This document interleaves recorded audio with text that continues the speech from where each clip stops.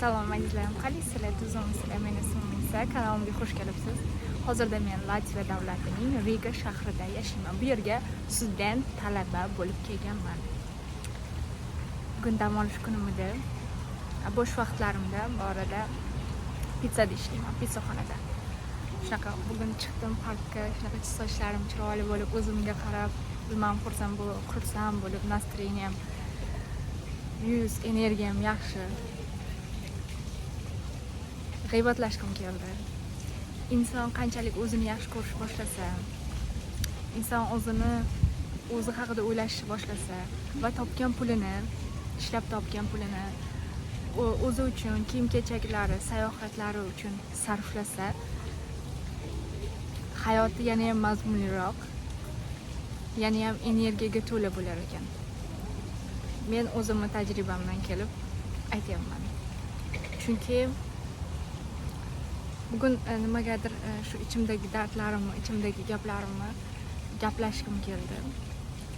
Inson qanchalik ko'p o'ziga rasxod qilsa, to'g'rirog'i, o'zi uchun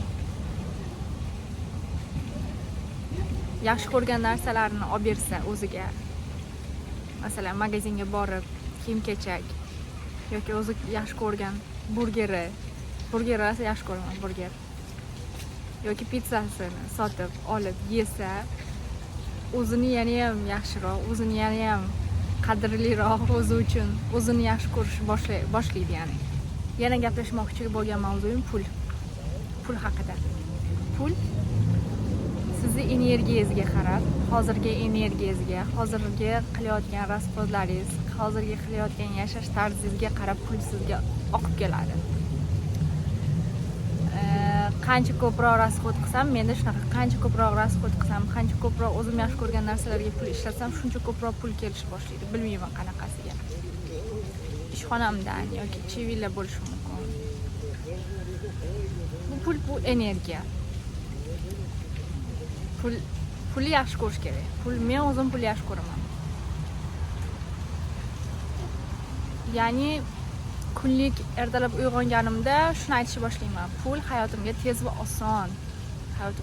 va oson pullar oqib kelganligi uchun minnatdorman. Va dunyoda cheksiz miqdorda pullar mavjud.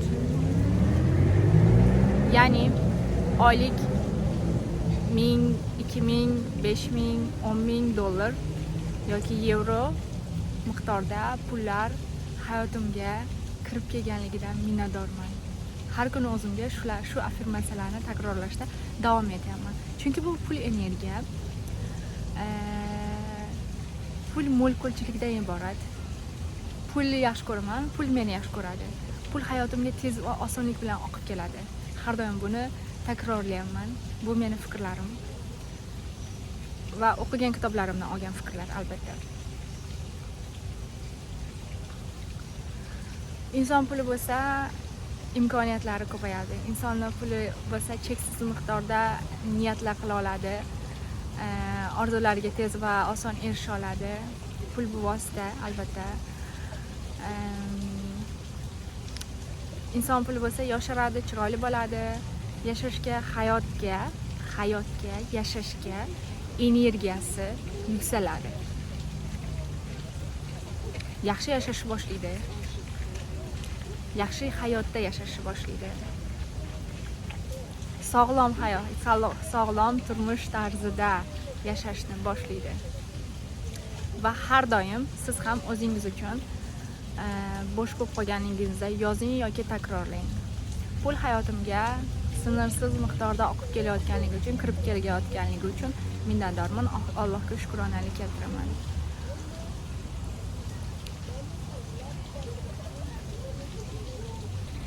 Va shuni ham aytib o'tmoqchimanki, men o'zim shaxsan hayotimdagi bor narsalar uchun, shu yoshimgacha berilgan va shu hozirda ham Alloh tomonidan berilgan rizq uchun minnatdorchilik bildiraman. Har doim ertalab uyg'onganligim uchun, nafas olayotganligim uchun, ko'rayotganligim uchun, gapirayotganligim uchun, yuragim urib turganligi uchun doim videolarimni olib borayotganligim uchun tartibli ravishda, hozirda o'qiyotganligim, ishlayotganligim, oilam, ota-onalarim, ota-onam borligi uchun, oila a'zolarim borligi uchun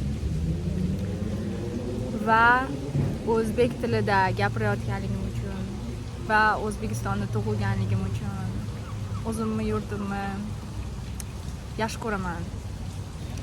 Bor ne'matlar uchun, rizq uchun, nozim ne'matlar uchun